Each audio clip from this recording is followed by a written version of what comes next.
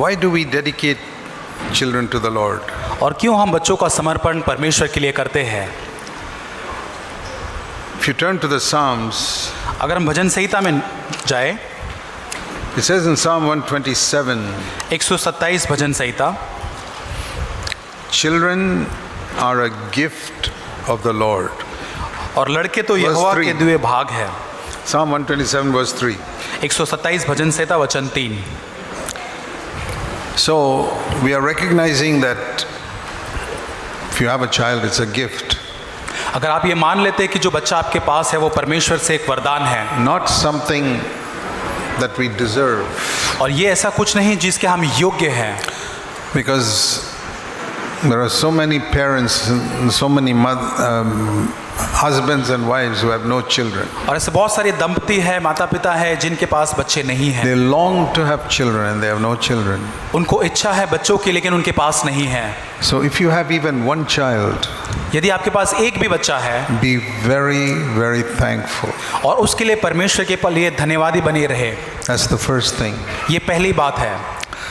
And when we dedicate the child to the Lord, we are saying, Lord, this is your gift. और जैसे हम परमेश्वर को समर्पण करते हैं, हम कहते हैं परमेश्वर ये आपका बच्चा है. And all its life, I'll recognize this is your gift. और मेरे जीवन भर में ये याद रखूंगा कि ये आपकी ओर से मिला हुआ वरदान है. But just like every other gift God gives us, we don't deserve it. और जैसे हर वरदान जो हम किसी के योग्य नहीं परमेश्वर से पाने के लिए, So we say, Lord, I don't deserve this, but you've given me this. और मैं परमेश्वर से कहता हूँ कि परमेश्वर मैं योग्य नहीं हूँ, लेकिन आपने मुझे दिया है. And so I want to bring up this child in the way you want me to bring it up. और मैं इस बच्चे को जैसे आप चाहते हैं वैसे आपके मार्गों में बढ़ाना चाहता हूँ. All parents must recognize throughout their life that this is not my child, this is a gift of God. और सारे माता पिता को जीवन भर याद रखने का कि ये मेरा बेटा नहीं लेकिन परमेश्वर का है. And God has only given that child as a loan to me for a short period. और परमेश्वर ने इस बच्चे को एक छोटे समय काल के दरमियान एक लोन के समान इस बच्चे को दिया है. I remember telling a brother in one of our churches, और हमारी कलीसिया में एक भाई से मैं मैं याद करता हूँ, whose child died, a girl died when she was about 15 years old. और जिनकी बेटी 15 साल की तब जिनकी मृत्यु हुई. But she was a very God-fearing girl by that age. और उस उम्र तक वो बच्ची जो बहुत परमेश्वर के भय मानने वाली थी. So I told that brother, मैंने उस भाई से कहा, don't get discouraged. और आप निराश न हो. God sent a little baby into your home परमेश्वर ने एक छोटे बच्चों को आपके घर में भेजा, who did not know what was good or evil, और जिसको पता नहीं था भला क्या है बुरा क्या who है, did not know anything about godliness. और परमेश्वर भक्तिमय जीवन के बारे में कुछ भी उसे पता नहीं था. And in 15 years, you made that child such a godly girl and sent her back to heaven. और 15 साल में आपने उस लड़की को इतना भक्तिमय बनाकर स्वर्ग में पहुंचा दिया. What a wonderful work you did. और कितना अद्भुत कार्य आपने किया है. A child knowing nothing came into your home. और बच्चे को कुछ भी नहीं पता था, ऐसा बच्चा आपके घर में आया. And you made that child a first-class God-fearing child and sent it back to heaven in 15 years. और 15 साल के अंदर सर्वोत्तम बच्चे को परमेश्वर का भय मानने वाला बना दिया. We all have our children in our home for a very short period. और हमारे घर के अंदर बच्चे बहुत छोटे समय के लिए हमारे घर में रहते हैं.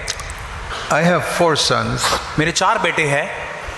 And at the age of 18, all of them went to college. और 18 साल की उम्र में वे सारे कॉलेज में ले चले गए. Away from Bangalore. बैंगलोर से दूर. And we would see them once a year for a few days. और कुछ दिनों में साल में एक ही बार उनसे लिए हम देख पाते. So I had opportunity to train them for 18 years. और 18 साल तक मेरे पास मौका था उन्हें ट्रेन करने लिए. And if I did not do a job properly, they would go astray. अगर मैंने मेरा काम ठीक से नहीं किया होता तो वो भटक जाते. But in order to do that job, we need God's help. और वो काम को करने के लिए हमें परमेश्वर की सहायता की जरूरत है. What should we train our children for primarily? और हम प्राथमिक रीति से हमारे बच्चों को किस रीति के लिए ट्रेनिंग देते हैं? Of course, we must feed them, clothe them so they grow up healthy. और हमको अब सही रीति से उनको पोशाक पहनाना है, कपड़े पहनाना है ताकि वो स्वस्थ रहे। We must educate them so that they don't become beggars. और वो भिखारी न बने, इसके हमें अच्छा शिक्षण उन्हें देना है। We educate them so that they can earn their own living when they grow up. और हमें इसलिए अच्छा शिक्षण देना है ताकि वो जब बड़े हो जाए तो अपनी रोटी वो खुद कमा सके। That is an important responsibility. There's nothing wrong in educating them. और ये बहुत ही महत्वपूर्ण जिम्मेदारी है, बच्चों को पढ़ाने में कोई गलत बात नहीं है। And you educate them according to the level God has given you ability to educate them. और परमेश्वर ने जो योग्यता आपको दी, उस योग्यता के अनुसार आपके बच्चों को आप पढ़ाइए। Different people, different levels. और हर एक लोगों को अलग अलग स्तर दिया है, That's okay. ये ठीक है। But ultimately, more than education and more than a job, और एक जॉब से बढ़कर, एक पढ़ाई से बढ़कर, खासकर it says here in verse 4, 4 वचन में लिखा है, like arrows in the hand of a warrior, so are the children of one's youth. और जैसे वीर के हाथ में तीर, वैसे ही जवानी के लड़के होते हैं। See, in those days, उन दिनों में the people used to fight with bows and arrows. और वहाँ पे जो लोग लड़ाई करते तीर के साथ, And your arrows had to be very sharp in order to go and kill the enemy. और आपके जो तीर जो है बहुत ही शार्प होने चाहिए ताकि वो आगे शत्रु को मार गिराए। If the arrows were blunt, nothing will happen. और अगर उसकी धार नहीं है तो वो कुछ नहीं होगा। So we have to train our children to be sharp arrows to fight against the devil, who is our only enemy. और हमारा जो शत्रु शैतान है, उससे लड़ने के लिए हमारे बच्चों को उस धारदार तीर के समान हमको बनाना है। So with clothing them, feeding them, educating them, और उनको पोशाक पहनाते हुए, खाना पिनाते हुए, उनको बढ़ाते हुए, we must more than anything else train them to stand against Satan. और उन सबसे बढ़कर शैतान से के सामने खड़े रहने के लिए हमें उन्हें तैयार करना When है। they grow up, और जब वे बड़े होंगे, they can be weapons in God's hand और वे परमेश्वर के हाथ में एक हथियार बन जाएंगे to fight against the devil और शैतान के विरोध में लड़ने के लिए and to overcome और विजय पाने के and लिए। to be useful, whether men or women, to build the church. और वो एक लड़का या लड़की बनकर परमेश्वर के राज्य के लिए इस्तेमाल हो सकते हैं। And if you do that, और यदि आप ऐसा करते हैं, then it says in verse 5, when पांच वचन में लिखा when the है, enemies come to the gate, you will not be ashamed. और जब वो शत्रु फाटक पर आएगा तब आप शर्मिंदा नहीं होंगे। And there's a wonderful promise और in यहाँ पर एक अद्भुत वायदा है। Proverbs chapter 22. नीति वचन 22 अध्याय। It's a word of God that can never fail. और ये परमेश्वर का वचन है जो कभी भी असफल नहीं हो सकता। Verse 6.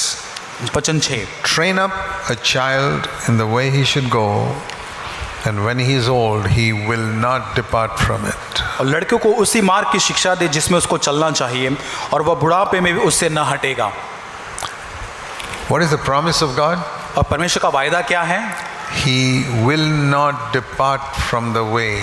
और यहाँ लिखा है कि वो परमेश्वर के मार्ग से भटकेगा नहीं। If you have brought them up in the ways of the Lord, he will not depart from the ways of the Lord. अगर उस बच्चे को परमेश्वर के मार्ग में आपने बढ़ा किया तो उससे वो कभी नहीं हटेगा। But this law लेकिन ये व्यवस्था works in the opposite direction also. लेकिन ये व्यवस्था है उसके विपरीत भी कार्य कर सकती है।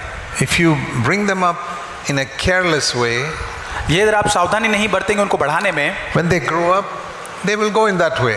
और अगर वो बड़े होंगे तो उसी मार्ग में वो आगे जाएंगे। If you have brought them up in a way where God is not most important, और आपने अगर बच्चों को इस तरह से बढ़ा किया है जहाँ उनके लिए परमेश्वर महत्वपूर्ण नहीं but है, even though you talk about Christ, लेकिन यदि आप उनके सामने परमेश्वर की बातें भी करें, yet in your home they see that money is more important. लेकिन आपके घर के अंदर पैसा सबसे महत्वपूर्ण चीज है, When they grow up, they will not depart from it. और लेकिन जब वो बड़े होंगे तो उससे वो आगे नहीं हटेंगे। They will grow up following money because that's what they learned in your home. और जैसे उन्हें घरों में सीखा है वो बड़े होकर भी पैसों के पीछे ही बढ़ते जाएंगे। It's a law. और ये व्यवस्था It's है, not always for good. और ये हमेशा भलाई के लिए नहीं It's a है, law that works for bad things also. और ये व्यवस्था बुराई के लिए भी कार्य करती है। Train up a terrorist child in the way he should go. When he grows up, he'll be a terrorist. और एक आतंकवादी बच्चे को जिस तरह से बढ़ाया जिसमें उसे बढ़ना है वही मार्ग में आगे So बढ़ेगा। this law works both ways. और ये जो व्यवस्था है दोनों तरह से कार्य Train up करती a है। child in a bad way. When he's old, he will not depart from that bad way. और एक जो बच्चे को है बुरे तरह से बुरे मार्गों में उसे बढ़ा करे और उसी मार्ग में वो आगे बढ़ेगा, उससे Train up a बढ़े। child in a good way. He will not depart from a good way. और एक भले काम में और भले चीजों में उसमें बढ़ा करे उससे वो कभी भटकेगा नहीं। So the way you bring up your child is the way he's going to go when he grow old. और जिस प्रकार आप अपने बच्चों को बढ़ा करते उसी प्रकार वो आगे बढ़ेगा। So if some of you are grown up and your children are all in their 20s और यदि आपके बच्चे जो बड़े हो गए उनके 20 साल की आयु में वो है, and they are going in some wrong direction यदि वो कहीं गलत दिशा में जा रहे हैं or a half-hearted direction, या फिर जो आधे हृदय से जो दिशा है समर्पित ऐसे उसमें जा रहे हैं, don't blame them. उनको आप दोष न दें। That is the first thing I say to parents. और ये पहली चीज मैं माता पिता से कहता हूँ। Don't blame them. और बच्चों को आप दोष न दें, Pray for them, उनके definitely. लिए उनके निश्चय रूप से प्रार्थना करें And believe that God can bring them back into the right path. और ये विश्वास रखें कि परमेश्वर उनको सही मार्ग में वापस लाएगा। I've met many parents whose children are not going in the right way और मैंने बहुत सारे ऐसे माता पिता से मिलकर जिनके बच्चे सही मार्ग पर नहीं जा रहे or who हैं are half-hearted. और जो बहुत आधे हृदय से And I समर्पित say to हैं। them, God can still bring them into the right path और मैं उनसे कहता हूँ परमेश्वर फिर भी आपके बच्चों को सही मार्ग से ला सकता है if you do two things. यदि आप दो चीजें करें।